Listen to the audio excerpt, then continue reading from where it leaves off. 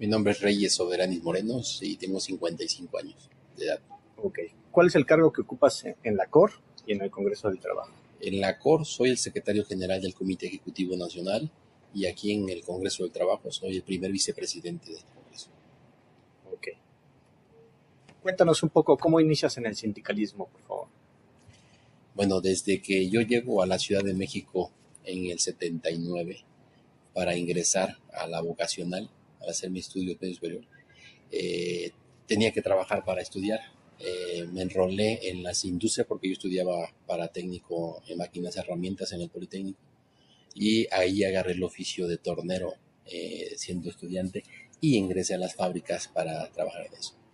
En ese espacio de trabajo tenía que sindicalizarme si yo quería agarrar una máquina y fue la primera vez que me sindicalicé estando en segundo semestre de la vocacional. Así fue como me enrolo en la cuestión sindical y empiezo a conocer lo que es el sindicalismo. Cuéntanos una anécdota que te haya dado todo esto del sindicalismo. Sí, cuando yo trabajé en la industria como mecánico, que era estudiante y trabajador, vi algunas cosas. Yo estaba enfocado en el estudio y de hecho yo estudiaba la carrera, iba para la carrera de ingeniería, pero en la práctica de la vida cotidiana de la fábrica vi algunas cosas que no me sonaban lógicas en una representación sindical. Cuestioné mucho yo la defensa de los trabajadores, decir que no estaba de acuerdo en algunas cosas. Y me surgió la necesidad de saber que los sindicatos estaban para ayudar y no para perjudicar. De ahí que quise yo participar para transformar un poco la posición del sindicato. Y fui de alguna manera vamos, respaldado por los trabajadores al momento que después en las fábricas donde yo llegué a trabajar después ya me nombraron delegado en las asambleas, fui miembro de comisiones de revisión de contrato, siempre ya tuve una participación en los áreas de trabajo como delegado sindical. Ok, perfecto. ¿Cuántos agremiados tiene la COR? La COR debe tener ahorita un aproximado de 550,000 afiliados a nivel nacional. Ok, Nuestra principal actividad está en la micro y pequeña industria. ok. El año pasado viste alguna entrevista sobre el proceso de transformación que se estaba llevando a cabo para poder inscribir legalmente a agrupaciones de trabajadores que no cuentan con un empleo formal. ¿Cómo va ese proceso? Bien, nosotros en las cuestiones internas, en los documentos de la organización, hicimos cambios a los estatutos para poder darle cabida legal a la afiliación de trabajadores de este sector. Primero nosotros, en el conocimiento de la problemática laboral en México, vimos hace unos años que el desempleo era un problema serio de los trabajadores y que iba creciendo. El empleo formal se iba reduciendo. Los sindicatos en su momento tenían afiliados a los trabajadores de la economía informal. Entonces, cuando vimos que se iba creciendo el espacio de los trabajadores en la economía informal, decidimos ir adecuando la organización para darle cabida y respuesta a los problemas de los trabajadores de la economía informal. ¿Cómo qué? Bueno, hemos hecho cooperativas, asociaciones civiles, diferentes instancias que ayuden a generar empleo y que los trabajadores también tengan espacio como el que es la organización, que sea un instrumento que les ayude a resolver los problemas desde los diferentes ámbitos donde laboran. Perfecto. Sé que has estado en la Organización Internacional del Trabajo, en el año del Jubileo 2000, en el Banco Mundial, en el Fondo Monetario Internacional, en el Banco Interamericano de Desarrollo. ¿Podrías contarnos algo sobre estos liderazgos y estos puestos que has tenido, por favor? Sí, cuando yo era delegado sindical en una fábrica, que yo era mecánico aparatista, mecánico tornero, también era el secretario general del comité de fábrica. Tomé cursos de sindicales a través de la organización con aquel entonces el Instituto Nacional de Solidaridad. Destaqué en esos cursos y me gané una beca de la organización para irme a estudiar a la Universidad de Trabajadores de América Latina, que dan formación para dirigentes sindicales del continente. Ahí me vinculé con los organismos internacionales, porque nos llevaban instructores de diferentes países. Y yo he sido siempre disciplinado como un politécnico, de estar puntual en el salón de clases, los horarios, haciendo mis trabajos. Me invitaron a participar en diferentes organizaciones. La Universidad de Trabajo de América Latina es una fundación que tiene vínculos de apoyos de organismos internacionales y de sindicatos, fundaciones sindicatos europeos. Entonces me invitaron a seguir preparándome tomé muchos cursos en diferentes países, becado por estos organismos que era la Confederación Mundial del Trabajo y la Central Latinoamericana de Trabajadores. Fui ganando espacio de participación y me asignaron ya responsabilidades de algunas tareas, como ser el representante de América Latina ante el Banco Mundial y Fondo Monetario y el BIP, como representante de esa central, que es la que promovió y me capacitó, me becó, como una compensación al esfuerzo que hicieron para apoyarme, me pidieron que trabajara en algunas cosas para ellos y de ahí fui comisionado en esa comisión. Este órgano, que era la Confederación Mundial del Trabajo, tiene representación en todo el mundo. Entonces seleccionaba a 5 dirigentes por continente y esos 5 dirigentes nos prepararon muy bien en economía, en desarrollo social, para conocer la problemática social de los países. Entonces nos preparaba muy bien, eran estudios intensos porque eran internados de 10, 15 días para prepararnos y podernos mandar ya como comisionados, nos acreditaron ante estos organismos internacionales para ir a reunirnos con los directivos de esos organismos y llevar una posición de análisis y de los efectos que causaban las políticas de estos organismos que se aplican en los países de América. Entonces fue algo interesante, fue un aprendizaje muy, muy intenso, donde sí conocimos la realidad de los países, conocimos la realidad de América Latina principalmente, y pudimos señalar ante esos organismos los efectos que causan algunas políticas de estos organismos internacionales en los países, por recomendaciones que hacen a los gobiernos. Entonces esa era una parte primordial que nos tocaba hacer, y eso nos dio también el espacio de que en estos organismos hicimos críticas serias, constructivas, que después nos invitaban a ser críticos de ellos mismos en los foros como de Davos. Yo tuve invitaciones para participar en mesas para hacer crítica de las políticas que tienen estos organismos. Eso fue la cuestión de la representación ante los organismos internacionales. En el año 2000, el Vaticano decretó como el año del jubileo. Yo ya participaba a nivel internacional. Me invitaron a ser comentarista de esa conferencia mundial, donde se analizaron los temas. Me tocaba estar parte de América a mí. Dentro de esas conferencias que se hacían mundial, se sacaban análisis y problemática de los países. En el caso de América, uno de los temas que me tocó a mí llevar como defensa de América ante los organismos internacionales era, por ejemplo, pedir, porque se había acordado en las conferencias, la condonación de la deuda externa de los países más pobres de América.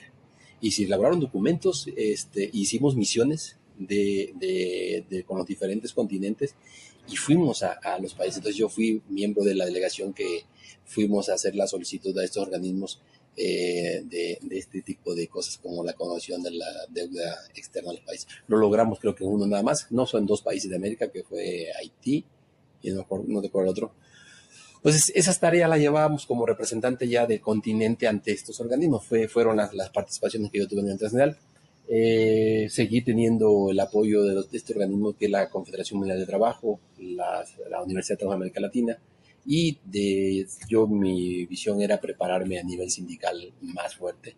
Estuve en el Instituto de Estudios Sindicales de Europa, estuve en la OIT tomando diplomados de principio y fundamento del derecho laboral. O sea, sí tuve una etapa de preparación. Entonces, hubo un tiempo que yo me dediqué a estar viajando mucho, pero aproveché la oportunidad que me dieron de destacar en mi participación y la oportunidad que me dieron de seguir participando. Wow. Todo esto que has aprendido en otros países, ¿cómo lo has aplicado aquí en México? Que tú digas, fue un logro que pude aprender de todo lo que allí agarré y lo basé aquí. ¿O qué te gustaría implementar aquí en México?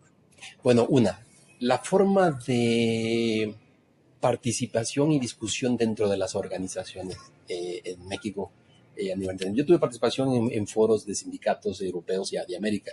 Tuve la oportunidad de conocer la dinámica de participación de la toma de decisiones de las organizaciones. Entonces, en mi organización yo aporté elementos para la transformación de los documentos básicos de la organización.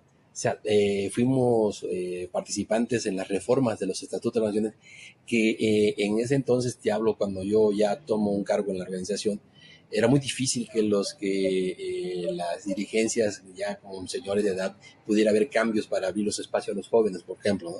Entonces yo era una generación nueva que era el inquieto dentro de la organización, entonces sabía de cómo sumar las experiencias de los señores que tenían tiempo en la organización con las nuevas etapas que teníamos que actualizar la organización y que no era un desplazamiento de las personas, sino la renovación de la organización. Entonces, hicimos procesos de capacitación interesantes, formación de cuadros sindicales. Y aquí en la organización, bueno, ponerla al día en la cuestión de la gestión sindical que tenemos nosotros, ¿no? Entonces, una de las políticas que maneja la organización es que, por ejemplo, la asistencia del asesor sindical en los centros de trabajo debe ser permanente. Y nosotros como política es que una vez cada 8 días tiene que estar el asesor externo en los centros de trabajo, aparte de la estructura sindical que se genera dentro de las empresas. Entonces tenemos una vida dinámica intensa porque nosotros, nuestra principal actividad, lo digo, es en la micro, pequeña industria. Tenemos también grandes empresas. Entonces, entre más pequeñas son las empresas, es más desgaste de trabajo que tenemos que hacer, porque hay que tener presencia en todos los centros de trabajo, aunque sean pocos trabajadores, pero es darle el lugar que le corresponde como cualquier otro, que es de un espacio grande. Entonces, sí aportamos eso, hicimos un trabajo diplomático sindical también, que así me hicieron mención en una conferencia mundial, de tener un trabajo de acercamiento, de conciliación a nivel mundial, también de acercamiento de problemáticas o de grupos sindicales internacionales. A mí me tocó, por ejemplo, ser negociador o participante en la conformación de la Confederación Sindical Internacional.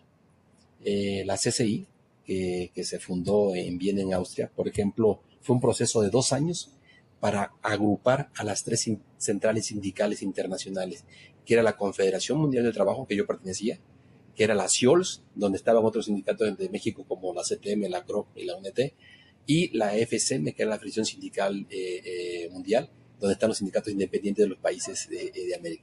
Entonces, el proceso de diálogo para la conformación de una central única a nivel mundial fue muy intenso y ahí también contribuí para conciliar, para tratar de acercar las visiones del proyecto que de los trabajadores es único a nivel mundial. Y teníamos entonces, fui un participante activo en la conformación de la CCI y de los documentos básicos de la CCI. Y fui el único mexicano que fui miembro de la primera directiva de esa confederación, que el primer secretario general de esa organización fue Guy Reider, que ahorita es el presidente de la OIT. Yo fui miembro del comité junto con él en la conformación de la CCI, que se fundó en Viena, Austria. Ahorita se habla mucho del tema del Telecan. Digo, se está manejando algunas tónicas, que es un Telecan flojito, delgadito. ¿Tú qué pensarías? ¿Se está representando a los trabajadores, los obreros, o realmente están viendo otros intereses? Es normal que cada quien está en una mesa va a manifestar la posición de su problemática. Sí creemos que debería haber presencia del sector sindical, pero no testimonial, sino una presencia de analizar los efectos que causan estos acuerdos. Yo participé trabajé en los efectos que causó la firma de este Tratado de Comercio y participé, por ejemplo, en la cuestión cuando ya en el proceso de aplicación del TLC, cuando se abrieron las fronteras para que los camioneros mexicanos cruzaran allá y los estadounidenses para acá, hubo una problemática.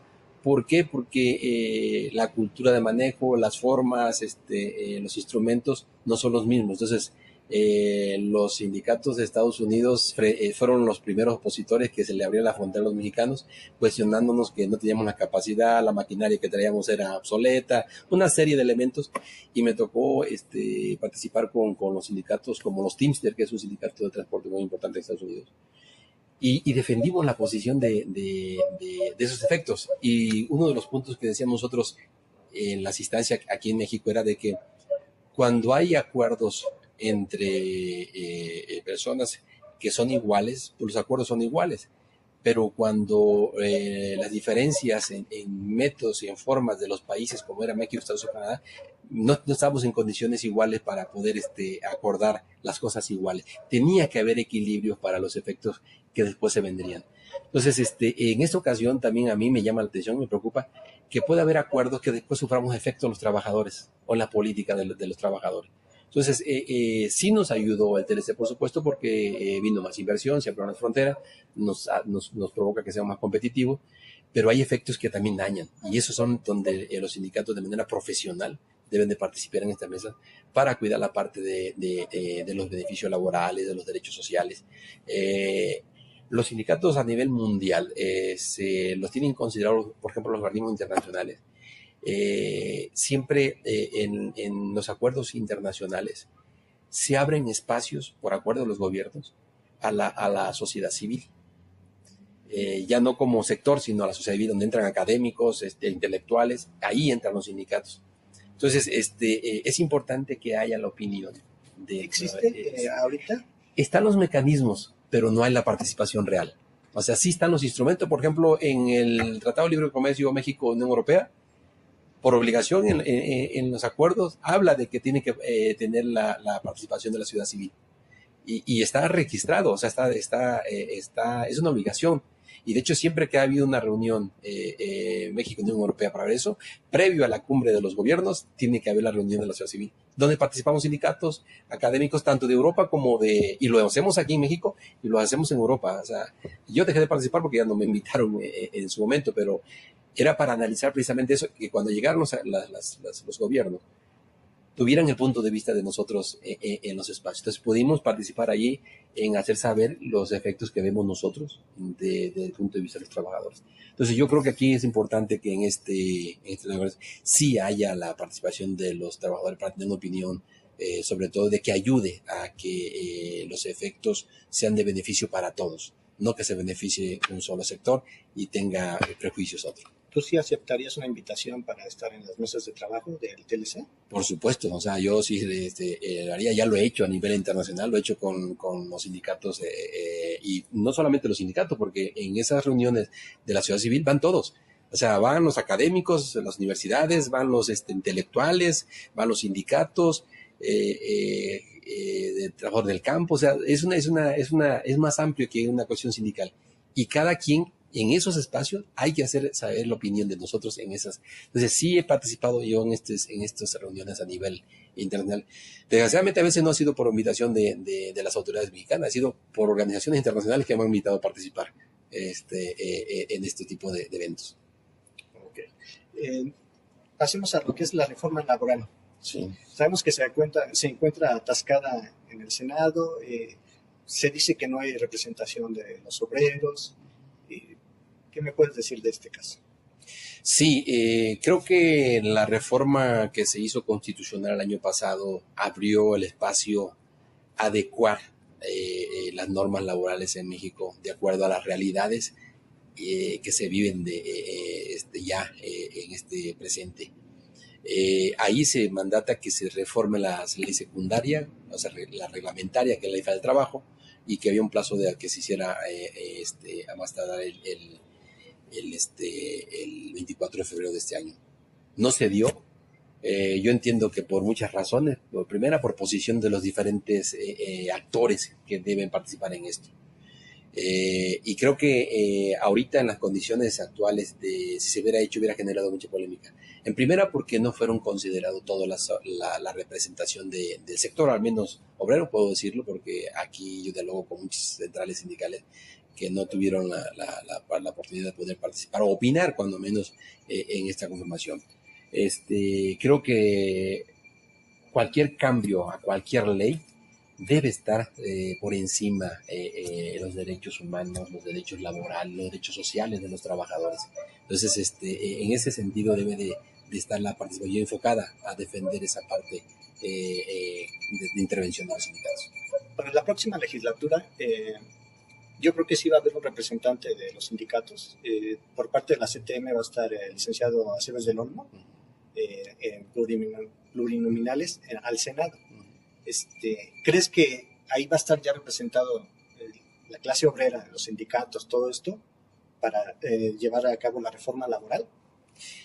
Lo vemos muy difícil. Mira, la representación del sector laboral, de los trabajadores en las cámaras se ha ido disminuyendo a través de los últimos años. El sector obrero llegó a tener hasta 80 diputados. Entonces, hablar que en esta ocasión, en la legislatura que está terminando, no llega ni a 8. En esta se reduce aún más. Entonces, sí ha perdido presencia el sector de los trabajadores en esos órganos.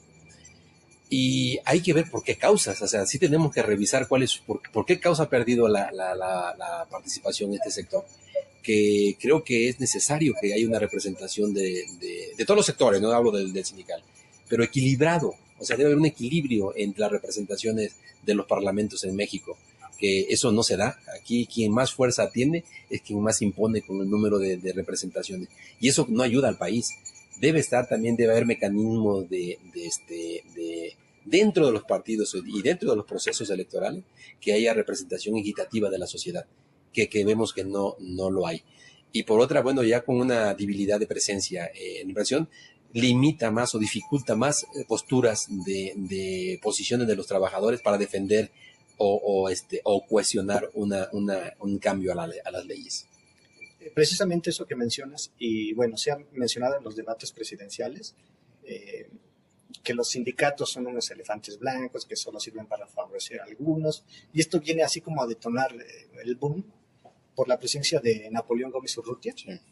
Entonces se viene a formar esta bola de nieve que dice que los sindicatos no sirven para nada. ¿Tú qué opinas de esto? Miren, los sindicatos en un momento se llegó a cuestionar que eran un mal necesario. Los sindicatos a través del tiempo, y yo soy un autocrítico de los sindicatos, sí se han perdido algunos objetivos de la misión que tienen los. Cuando surgen los sindicatos, ¿por qué surgieron? Por un desajuste, por un desequilibrio en el desarrollo de la propia sociedad y también de los trabajadores. Y surge como un instrumento, o sea, como una herramienta para los trabajadores, para los que estaban siendo más de protección que los que tenían la inversión, buscar esos equilibrios que ayudaran a superar esos problemas.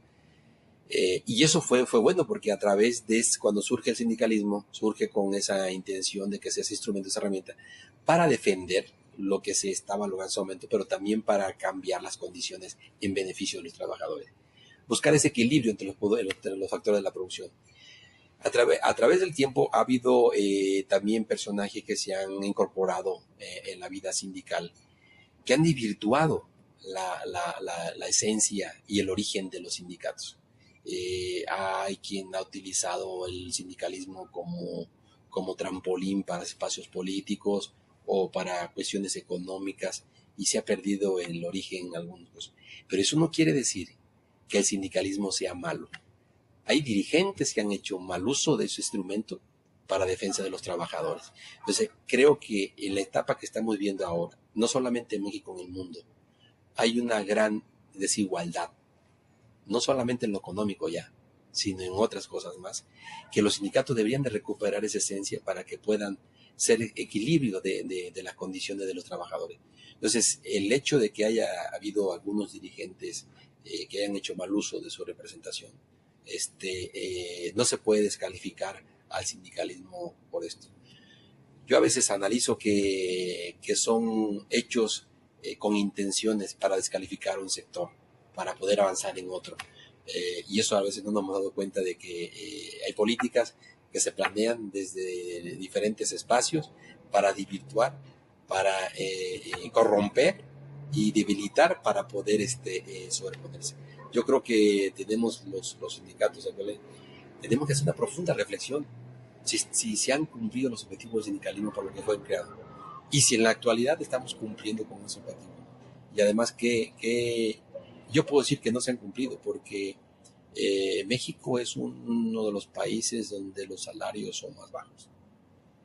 Yo no concibo que eso sea solamente por la dinámica de la economía mundial.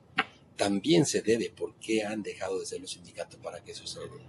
Entonces son condiciones que tenemos que revisar, tenemos que ser autocríticos primero, y sí saber también qué ha hecho mal el sindicalismo, qué ha hecho mal en algunas cosas, pero no se puede descalificar a una instancia que se generó por los movimientos de los trabajadores para seguir descalificando y que se siga dando esa desigualdad en México. Tocaste lo que es el salario mínimo. Las propuestas de los candidatos han sido elevar el salario mínimo un 300%, 200%, 100%, ¿no? Se habla de que es imposible porque afectarías al patrón obrero y tendría que hacer un ajuste en su plantilla, eliminar puestos de trabajo para poder pagarle a esa gente. ¿Qué piensas de estas propuestas de campaña? Bueno, a veces nos entrampamos en las coyunturas políticas y a veces las demandas que se generan son precisamente para eso, para ganar adeptos en las preferencias. Y creo que eso es crítico, lamentable que se utilicen situaciones que se han generado por los mismos que lo solicitan, por los mismos que están generadas. Es lamentable que se utilice esta instancia y que confundan a los trabajadores. Yo soy de los que coincide que el salario del trabajador debe ser suficiente para poder tener la vida que nos marca la Constitución. No coincido con aquellos de que frenar el crecimiento de los salarios controla la economía. No. Mientras más salarios bajos hay menos consumo, porque no le alcanza al trabajador para consumir. Entonces el mercado interno se debilita. Y uno de los crecimientos en los países de primer desarrollo es los salarios son suficientes para poder subsistir, para poder vivir. Entonces, yo creo que ahí sí esa política de la contención de los salarios para que haya una estabilidad económica, el sacrificado del trabajador. Siempre ha sido el trabajador. En México tenemos esos grandes desequilibrios. O sea, tenemos entonces, los salarios de los trabajadores deben de mejorar si queremos que el país mejore. No se puede solamente sujetar una política económica en proteger la macroeconomía y no atender la microeconomía. México va a avanzar si hay un fortalecimiento del mercado interno, o sea, que haya más demanda, que haya más compra para poder enriquecer. Digo, políticas mundiales que se han dicho como ejemplo, en el caso de Henry Ford, ¿no? Cuando hizo el auto, o sea, que tenía que haber su salario para que compraran lo que él producía. Aquí en México a veces nos podemos convertir en eso, en un país maquilador, porque no le interesa que haya consumo, eso sino que se va para el otro lado. Y no debe ser así. Tiene que haber consumo de materia prima nacional, tiene que haber consumo de los bienes y servicios que se generan por la mano de obra mexicana. Y debe ser los salarios suficientes para alcanzar eso. Yo creo que los salarios van a fortalecer el mercado interno y podemos mejorar las condiciones de una recuperación de una clase media que es necesaria en México, que se ha ido disminuyendo. Perfecto. ¿Qué piensas de estas empresas que te contratan por medio de outsourcing, que vinieron a modificar las condiciones de trabajo y la indemnización legal?